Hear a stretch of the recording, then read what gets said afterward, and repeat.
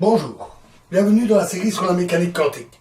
Alors comme nous l'avons dit précédemment, pour pouvoir vérifier les phénomènes dont nous avons décrits, pour mesurer les basses températures, pour avoir des basses températures, il faut être capable de mesurer ces basses températures. Donc la question se pose, comment fait-on pour mesurer les basses températures? Alors à température ambiante, on sait comment on fait, on utilise un thermomètre. En fait, il est constitué pour la plupart des thermomètres, d'un liquide qui se dilate avec la température. Ça peut être du mercure ou de l'alcool, c'est le plus courant, de l'alcool teinté en rouge, et placé dans un réservoir pour avoir une quantité appréciable qui va se dilater et entrer dans un fin tube qui amplifie le déplacement du liquide, puisqu'une toute petite dilatation va provoquer une forte montée dans le tube, parce qu'il faut une petite quantité pour remplir ce fin tube qui est sous vide et qui permet donc de mesurer la température. Il faut calibrer les thermomètres et plusieurs méthodes ont été choisies pour les degrés Fahrenheit, pour les degrés Réaumur. La température habituelle en degrés centigrades ou degrés Celsius est basée sur la glace pour le 0 degré et l'eau bouillante pour 100 degrés. Et on mesure, alors on met des graduations intermédiaires en supposant la dilatation linéaire avec la température. On a amélioré ce procédé, d'une part en utilisant non plus l'eau glacée dont la température exacte dépend de la pression, mais en utilisant ce qu'on appelle le point triple, la température unique et la pression unique où l'eau, la glace et la vapeur d'eau coexistent, à environ 1 centime de degré au-dessus de zéro. Et d'une part, en utilisant au lieu de liquide, donc pour les thermomètres de précision, en laboratoire ou en métrologie, on utilise des thermomètres à gaz, des gaz sous pression relativement faible, qui obéissent à la loi des gaz parfaits. PV égale NRT, donc pression fois volume, égale la quantité de matière fois la constante des gaz parfaits, fois la température.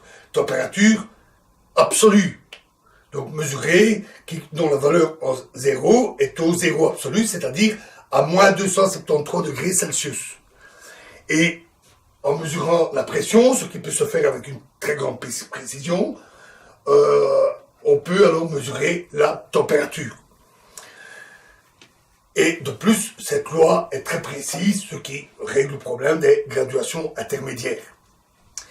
Pour des températures plus basses, on peut utiliser des gaz qui restent gazeux, bien sûr, à basse température, tels que l'hydrogène, puis pour des températures encore plus basses, l'hélium. Alors, difficulté, quand on atteint des températures de l'ordre de 1 Kelvin, tous les matériaux sont solides et l'hélium, lui, est liquide. Il n'y a plus de gaz. De plus, à cette température extrêmement faible, la dilatation thermique est minuscule et loin d'être linéaire. Et quand on n'a plus de gaz, on n'a plus la loi des gaz parfaits. Donc, se pose la question de comment fait-on pour mesurer de manière exacte les températures inférieures à 1 Kelvin. Eh bien, on va utiliser pour ça une température intermédiaire, une notion de température intermédiaire qui n'est pas la température exacte, appelée température magnétique. Donc on utilise, qu'on note T star, T astérisque, et qui est définie par la loi de Curie. Psi égale C sur T star. Donc il suffit de mesurer la susceptibilité thermique pour obtenir la température magnétique. Ce qui est relativement facile. Mais la loi de Curie n'est pas exacte. C'est pour ça que T star n'est pas la température absolue, la bonne température. Parce que la loi de Curie est plutôt juste à des températures relativement élevées, on parle là de l'ordre du Kelvin, mais pour des températures plus basses, il peut y avoir des écarts, et donc ce n'est qu'une température approximative, la température dite magnétique. Alors pour avoir la bonne température, En premier temps, on va déterminer la loi qui donne l'entropie, S, en fonction de cette température magnétique qu'on peut mesurer, et en champ nul. On fait cela à l'aide d'une série de désaimantations adiabatiques électroniques. On part, donc on a la loi, donc en fonction de la température, on a la loi en B égale 0, la loi pour un champ magnétique plus fort, B1, la loi pour B2, et on part d'une température initiale, TI, où là, la loi de Curie s'applique bien. On peut aussi utiliser d'autres méthodes, telles que de l'hélium gazeux, pour mesurer la température initiale. Et on effectue une désaimantation, diverses désaimantations, pour obtenir ici T star 1, T star 2 et S1, S2 en champ nul. Alors comment mesure-t-on l'entropie? Puisqu'on peut mesurer T star, mais comment mesure-t-on l'entropie? Pour ça, on utilise une loi de la thermodynamique qui dit que la variation de chaleur émise ou observée par la substance est égale à la température fois la variation d'entropie. Donc dans cette phase-ci où la température est constante, par calorimétrie, on mesure la quantité de chaleur et donc on détermine la variation d'entropie. Comme l'entropie reste constante ici, on a alors l'entropie ici, S en fonction de T star en B égale 0, est égale à l'entropie qu'on peut donc mesurer en STI en fonction d'un champ magnétique B appliqué. Et ainsi on détermine la loi qui décrit S en fonction de T star. Ensuite, on va refroidir la substance le plus possible, à la température la plus basse possible. Et on va la réchauffer en lui fournissant une quantité de chaleur bien précise. Cela peut se faire par exemple avec une résistance électrique. Par un effet Joule, en mesurant le courant et la tension, on a la puissance dissipée exacte et donc la chaleur fournie à la substance. Et on mesure ainsi T star, la température magnétique au départ et à l'arrivée, et ça permet, en connaissant la quantité d'énergie apportée à la substance, ça permet ainsi de calculer la fonction de l'énergie interne de la substance en fonction de la température magnétique, en champ nul, B égale 0. Et enfin, on utilise une dernière loi, qui est une loi exacte, qui dit que la température, c'est la variation de l'énergie interne en fonction de la variation de l'entropie, qui est aussi une loi thermodynamique. C'est-à-dire, variation de l'énergie avec la variation de la température magnétique, divisée par la variation de l'entropie, en fonction de la variation de la température magnétique. Les deux simplifient, bien sûr. Ceci peut être mesuré à partir de la loi qu'on a déterminée ici, et ceci peut être calculé en fonction de la loi qu'on a déterminée ici, et donc on détermine ainsi T en fonction de T star. Par exemple, on peut le faire pour diverses substances, par exemple pour le méthylammonium, on trace un graphique de 1 sur T, qui va de 0 à 40.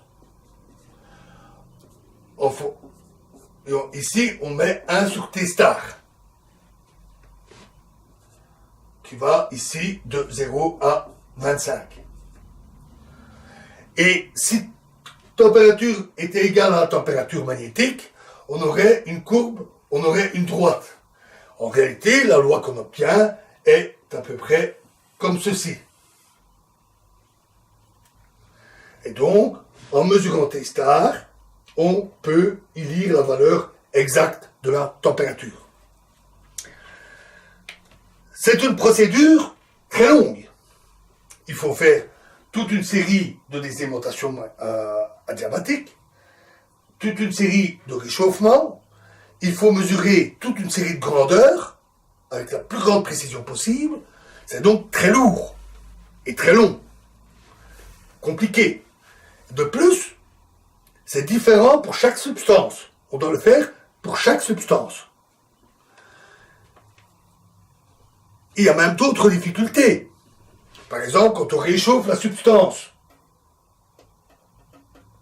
ici, et quand on réchauffe la substance, on a un souci du fait qu'à cette température extrêmement basse, la conductivité thermique est très faible, très mauvaise. C'est presque des isolants thermiques.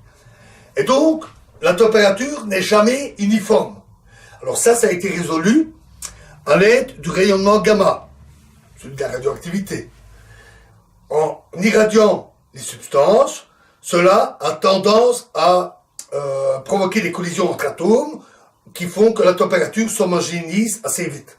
Mais ça alourde à la lourdeur et nécessite d'employer en plus une source de rayonnement radioactif. Donc c'est vraiment pas facile. Seuls les laboratoires de métrologie dont c'est un peu le métier, font ce genre de travail. Mais heureusement, on n'est pas obligé de le faire à la limite pour toutes les substances possibles et inimaginables. Il suffit de le faire pour certaines substances, par exemple le méthylammonium, et on peut se servir de cette substance comme d'un thermomètre.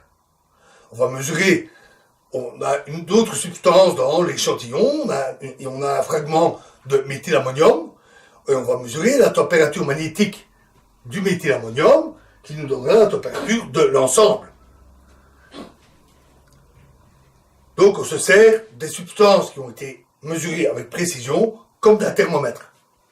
Donc voilà la technique. Vous voyez, c'est pas simple.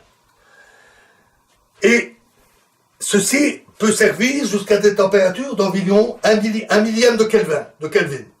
1 millikelvin. C'est déjà très froid. Mais on a vu qu'avec la désalimentation adiabatique nucléaire, on allait encore plus bas. Ou avec les réfrigérateurs à dilution, nous avions vu. On peut aller très bas, du ordre du micro-Kelvin. Dans ces domaines-là, cette méthode-là ne convient plus. Donc on va utiliser d'autres propriétés, avec d'autres complications, d'autres méthodes plus ou moins sophistiquées, qui vont utiliser par exemple l'émission de rayonnement gamma anisotrope par des noyaux orientés, ou la résonance magnétique nucléaire, comme quand on passe à l'IRM, l'aimantation des noyaux, ou encore la relaxation spin réseau que nous avons vu. Donc il existe toute une panoplie de méthodes qui permettent d'avoir une précision relativement correcte pour des températures descendant jusqu'à des micro-Kelvin ou plus bas encore. En parlant de températures encore plus basses et de ces records en matière de température, dans la prochaine vidéo, nous ferons une petite parenthèse beaucoup moins technique pour parler de l'historique des très basses températures qui ont été obtenues au cours de l'histoire jusqu'à très récemment. Je vous remercie.